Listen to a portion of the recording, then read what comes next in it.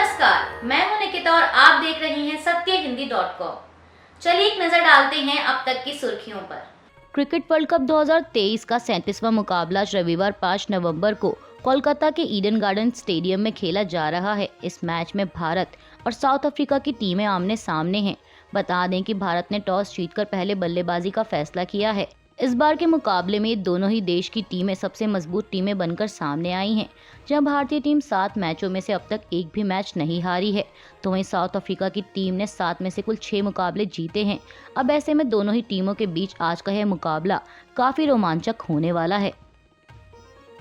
Israel Hamas में जारी युद्ध को लेकर कांग्रेस महासचिव प्रियंका गांधी वाड्रा ने एक बार फिर प्रतिक्रिया दी है। सोशल मीडिया प्लेटफॉर्म एक्स पर उन्होंने लिखा कि यह शब्दों से परे भयावह और शर्मनाक है कि लगभग 10,000 नागरिकों, जिनमें से लगभग 5,000 बच्चे हैं, का नरसंहार किया गया है। पूरे परिवार को खत्म कर दिया गया। अस्पतालों और एम्बुलेंसों पर बमबारी की गई। शरणार्थी शिविरों को निशाना बनाया गया और फिर भी फ्री वर्ल्ड के तथाकथित नेता फिलिस्तीन में नरसंहार का वित्त पोषण और समर्थन कर रहे हैं। प्रियंका गांधी ने आगे लिखा कि युद्ध विराम सबसे छोटा कदम है जिसे अंतर्राष्ट्रीय समुदाय द्वारा तुरंत लागू किया जाना चाहिए, अन्यथा इसका कोई नैतिक अधिकार नहीं बचेगा। आपको बता दें कि इससे पहले भी कांग्रेस नेता प्रियंका गांधी ने गजा में मारे गए मासूमों को लेकर दुख जाहिर किया था और यूएन में लाए गए युद्ध विराम के प्रस्ताव से भारत के दूरी बनाने पर भी नाराजगी जाहिर की थी। उन्होंने कहा था कि वे भारत के इस रवैये से हैरान हैं। मध्य प्रदेश विधानसभा की 230 सीटों पर 17 नवंबर को वोटिंग होगी और 3 दिसंबर को वोटों की गिनती की जाएगी। अब ऐसे में चुनावी राज्यों को लेकर तरह तरह के सर्वे किए जा रहे हैं। इसी कड़ी में एनडीटीवी CSTS का भी एक सर्वे सामने आया है, जिससे पता चलता है कि मध्य प्रदेश की जनता पर कांग्रेस या बीजेपी में से किसका प्रभाव ज्यादा है। एनडीटीवी के सर्वे के अनुसार राज्य का स्वर्ण वोट अभी भी बीजेपी के पक्ष में है। इसके अलावा ओबीसी पर भी भाजपा का जादू दिख रहा है। रिपोर्ट के मुताबिक इस सर्वे में 63% स्वर्णों ने अपना रुझान भाजपा की ओर दिखाया है, तो वहीं 25% स्वर्ण वोटर कांग्रेस के पक्ष में हैं। बात करें ओबीसी की तो 50% ओबीसी मतदाता भाजपा के फेवर में हैं, वहीं 33% ने कांग्रेस का समर्थन किया है।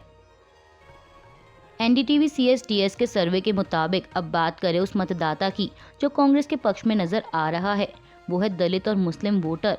इस सर्वे के अनुसार 50% दलितों ने कांग्रेस को वोट देने की बात कही है, तो वहीं 32% दलित भाजपा के पक्ष में हैं। इसके अलावा 85% मुस्लिम वोटर ने इस सर्वे में कांग्रेस का समर्थन किया, तो वहीं केवल 6% मुस्लिम वोटर बीजेपी के पक्ष में नजर आया। वहीं 53% आदिवासी समाज ने भी कांग्रेस का समर्थन किया है और 36% ने बीजेपी को वोट देने की बात कही है। हालांकि ये तो सिर्फ चुनाव पूर्वक ओपिनियन है। असली फैसला तो आने वाली 3 दिसंबर को ही होगा कि राज्य में कौन सा दल मजबूती से सत्ता में काबिज होता है।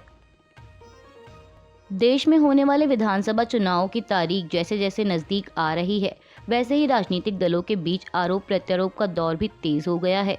राजनीतिक दलों के नेता एक दूसरे पर तीखे हमले बोल रहे हैं। इसी कड़ी में राजस्थान के मुख्यमंत्री अशोक गहलोत ने अपने बेटे वैभव गहलोत पर की जा रही ईडी की कार्रवाई को लेकर बीजेपी पर निशाना साधा है। सीएम गहलोत ने कहा कि जितने काम हमने किए उसके हिसाब से बीजेपी कहीं पिक्चर में भी नहीं है। बीजेपी राजस्थान में कहीं नहीं है। उन्होंने कहा कि राजस्थान में कांग्रेस बनाम ईडी है। ईडी हमारे पीछे पड़ी है। मेरे बेटे को दिल्ली बुलाया है। कोई केस, कोई शिकायत, कोई FIR नहीं है। झूठी शिकायतें करने वाले बीजेपी की तरफ से हैं। मुख्यमंत्री ने कहा कि ईडी और CBI का इस्तेमाल सरकारों को गिराने के लिए किया जा रहा है। भाजपा ईडी के जरिए चुनाव लड़ रही है। अशोक गहलोत यहीं नहीं रुके। उन्होंने आगे कहा कि इनकम टैक्स, ईडी और CBI जैसी संस्थाओं को आर्थिक अपराध करने वालों पर कार्रवाई करनी चाहिए, जैसे लंदन में बैठे विजय माल्या, नीरव मोदी और मेहुल चौकसी, जो कई सालों से फरार हैं। बीजेपी को चुनौती देते हुए अशोक गहलोत ने कहा कि सरकारें गिराने के लिए ईडी का प्रयोग कर रहे हो। चुनी हुई सरकारें गिरेंगी तो लोकतंत्र का क्या होगा? ये कोई तरीका नहीं है। ईडी के जरिए हमसे लड़ाई लड़ रहे हैं। अगर दम है तो मुकाबला करो। राजस्थान विधानसभा चुनाव के लिए कांग्रेस ने अपने 23 उम्मीदवारों की छठी लिस्ट जारी कर दी है। बता दें कि इससे पहले जारी की गई अपनी 5 लिस्टों में कांग्रेस राजस्थान की 200 सदस्यीय विधानसभा सीटों पर अब तक 154 उम्मीदवार उतार चुकी है और अब इस छठी लिस्ट के आने के बाद कांग्रेस द्वारा मैदान में उतारे गए उम्मीदवारों की कुल संख्या 177 हो गई है। वहीं इस लिस्ट में जो गौर करने वाली बात रही वो ये है कि इसमें हवा महल सीट से विधायक और कैबिनेट मंत्री महेश जोशी का टिकट काट दिया गया है। उनकी जगह पर पार्टी ने आर तिवारी को उम्मीदवार बनाया है। इसके अलावा भरतपुर सीट को कांग्रेस ने अपने इंडिया अलायंस के सहयोगी दल आरएलडी के लिए छोड़ा है।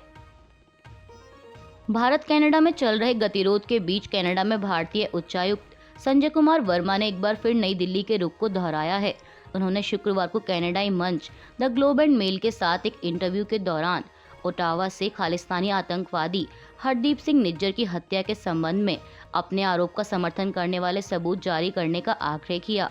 गौरतलब है कि कनाडाई पीएम जस्टिन ट्रूडो ने जून में निज्जर की हत्या के मामले में भारतीय एजेंट्स के शामिल होने का आरोप लगाया था। हालांकि भारत ने इन आरोपों को बेतुका बताते हुए खारिज कर दिया था। वहीं अब वर्मा ने एक बार फिर इस बात पर जोर दिया कि निज्जर की हत्या में भारत की कथित संलिप्तता के बारे में कनाडा या उसके सहयोगियों द्वारा भारत को ठोस सबूत नहीं दिखाए गए। इस मामले में हमें जांच में सहायता के लिए कोई विशेष या प्रासंगिक जानकारी उपलब्ध नहीं कराई गई है। उन्होंने आगे कहा कि मामले में कनाडाई पुलिस द्वारा की जा रही जांच को पीएम ट्रूडो के सार्वजनिक बयानों से नुकसान पहुंचा है। वर्मा ने पूछा कि सबूत कहां हैं, जांच का निष्कर्ष कहां है। उन्होंने कहा कि अब जांच पहले ही दागदार हो चुकी है। दिल्ली एनसीआर में पॉल्यूशन के बढ़ते स्तर को देखते हुए राजधानी दिल्ली में सभी प्राइमरी स्कूलों को 10 नवंबर तक बंद रखने का आदेश जारी किया गया है। इसके अलावा 6ठी से 12वीं कक्षा तक के स्कूलों के लिए ऑनलाइन क्लासेस लेने का ऑप्शन दिया गया है। इस बात की जानकारी देते हुए दिल्ली की शिक्षा मंत्री आतिशी ने एक्स पर लिखा कि चूंकि प्रदूषण का स्तर लगातार ऊंचा बना हुआ है, इसलिए दिल्ली में प्राइमरी स्कूल 10 नवंबर तक बंद रहेंगे और कक्षा 6ठी से 12वीं के लिए स्कूलों को ऑनलाइन कक्षाओं में शिफ्ट होने का विकल्प दिया जा रहा है। आपको बता दें कि राजधानी दिल्ली में लगातार बढ़ रहे पोल्यूशन की वजह से दिल्ली की हवा गंभीर श्रेणी में बनी हुई है। मीडिया रिपोर्ट्स के मुताबिक आज दिल्ली के द्वारका में AQI 486 तो वहीं IGI एयरपोर्ट पर 480 दर्ज किया गया। इसके अलावा आया नगर और जहांगीरपुरी में AQI 464 दर्ज किया गया है, जो कि बहुत गंभीर श्रेणी में माना जाता है। अब ऐसे में स्थिति के मद्देनजर प्रशासन अलर्ट पर है और ज़रूरी कदम उठाए जा रहे हैं। इसके साथ ही आपको बता दें कि commission for air quality and management ने राजधानी में ग्रैब 3 के प्रतिबंध लगाए हुए हैं। विनाशकारी भूकंप का सामना कर रहे नेपाल में आज रविवार सुबह एक बार फिर भूकंप के झटके महसूस किए गए हैं। मीडिया रिपोर्ट्स के मुताबिक आज रविवार को आए भूकंप की तीव्रता 3.3 मापी गई। राष्ट्रीय भूकंप विज्ञान केंद्र के मुताबिक यह भूकंप आज रविवार सुबह 4:38 पर आया, जिसका केंद्र काठमांडू से 169 किलोमीटर उत्तर पश्चिम में जमीन से 10 किलोमीटर की गहराई में था। वहीं इससे पहले शुक्रवार देर रात भी नेपाल में 6.4 की तीव्रता का भूकंप आया था और कल शनिवार दोपहर को भी 3.3 तीव्रता के भूकंप के झटके महसूस किए गए। बता दें कि शुक्रवार को आए भूकंप में अब तक 157 लोगों की जान जा चुकी है, वहीं 375 से अधिक लोग घायल हुए हैं। देश के 5 राज्यों में होने वाले चुनाव की तैयारियों में जुटे राजनीतिक दलों का चुनाव प्रचार जोर शोर से चल रहा है। इसी कड़ी में आज रविवार 5 नवंबर को प्रधानमंत्री मोदी ने मध्य प्रदेश के सिवनी में एक जनसभा को संबोधित किया। इस दौरान उन्होंने कहा कि मध्य प्रदेश एक स्वर में कह रहा है कि बीजेपी है तो भरोसा है, बीजेपी है तो विकास है, बीजेपी है तो भविष्य है। उन्होंने कहा कि मैं गरीबी से निकला हूँ, गरीबी क्या होती है ये मुझे किताबों में पढ़ने की ज़रूरत नहीं है।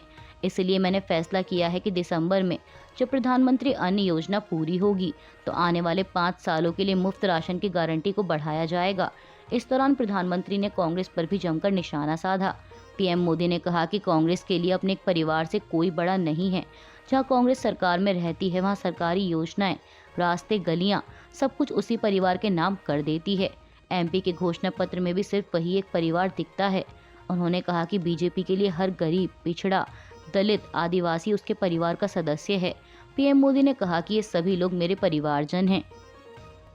केरल के कोच्चि में नौसेना का एक हेलीकॉप्टर चेतक मेंटेनेंस के दौरान दुर्घटनाग्रस्त हो गया।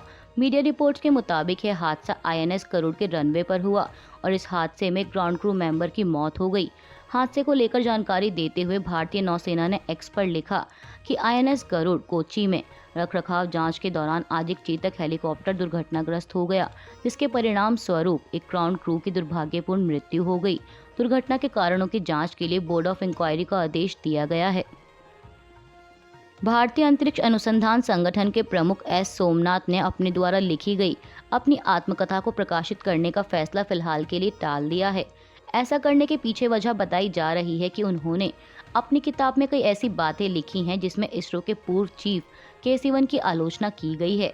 अब ऐसे में इस मामले पर विवाद बढ़ने के बाद उन्होंने अपनी आत्मकथा के प्रकाशन को टालने का फैसला किया। मीडिया रिपोर्ट्स के मुताबिक इस बारे में बात करते हुए एस सोमनाथ ने कहा कि किसी संगठन के शीर्ष पद तक पहुंचने की यात्रा में हर व्यक्ति को कई तरह की चुनौतियों का सामना करना पड़ता है। उन्होंने कहा कि एक ही अहम पद के लिए कई व्यक्ति पात्र हो सकते हैं। मैंने बस उस बिंदु को ही सामने लाने की कोशिश की। मैंने इस संबंध में किसी भी व्यक्ति विशेष को निशाना नहीं बनाया। खबरों के मुताबिक एस सोमनाथ ने अपने जीवन पर आधारित किताब में इसरो के पूर्व प्रमुख पर यह आरोप लगाया है कि सिवन ने उनके इसरो प्रमुख बनने में बाधा डाली थी। वह नहीं चाहते थे कि सोमनाथ इसरो प्रमुख बने। अभी के लिए बस इतना ही। बाकी की खबरों के लिए जुड़े रहिए सत्यहिंदी.com के साथ।